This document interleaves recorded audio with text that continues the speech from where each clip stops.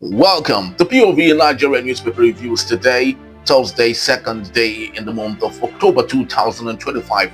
From the Vanguard newspaper, big story, Nigeria at 65, opposition leaders orders take Tinubu to task. It is undeniable, there's no gainsaying, that Nigeria at 65, there's literally nothing to celebrate, especially with regards to the condition Nigerians are living and existing, because things are really too difficult for Nigerians. It only takes a happy man to celebrate his birthday. A man who is not happy readily would not celebrate his birthday, and that is the situation we have in Nigeria, which I think is still in the hands of our leaders to make things great so that Nigerians can readily celebrate independence like other nations would equally do. We have on the top strip there where we have Tinubu not jittery about opposition, and that's coming from presidency. Well, I do not believe what is coming from the presidency, because if Tinubu is not jittery, then why so much attack on the opposition?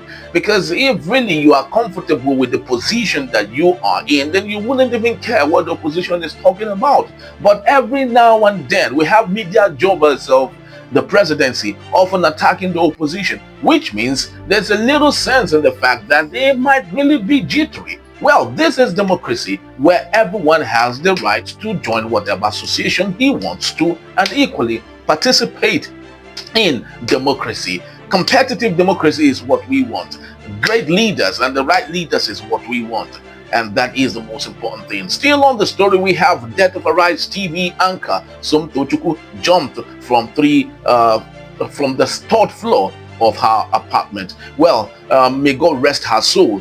The most important lessons we should learn from this is if there were no armed robbery attack, she would not have literally, skipped her third floor to her grave. But because we have allowed the criminality to fester as a result of the difficult situation we have in Nigeria, that is the reason we have this. I think FCT Minister Nyesom Wike should ensure that the FCT is totally taken care of, so we would avert situations like this in the future. We still have other matters here. Iyaloja General, too alien to us, and that's coming from Oba of Bini. Well, it is becoming glaring that the stool or the status of Iyaloja doesn't really mean anything to lots of people. It can only mean something in the southwest of Nigeria, but obviously not to the generality of Nigerians. We have other matters from the same newspaper. Obi, Lagos government differ over trade fair complex demolition.